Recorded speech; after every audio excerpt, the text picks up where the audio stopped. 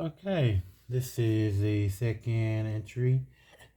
Most of the time that we have traveled, we saw a lot of rocks colliding. They had no orbit. They were just repeatedly moving around and banging against each other.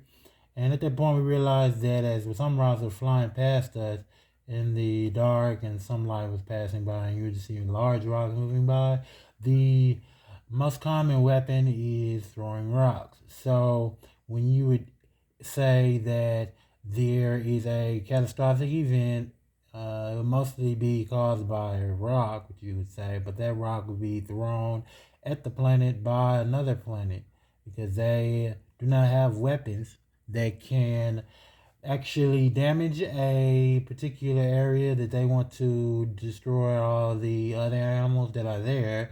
So they would just throw a rock at that planet, much like how people throw rocks in various other places to get rid of people. The other animals would just throw rocks at planets all the time. They would grab rocks and see who can throw the rock the best.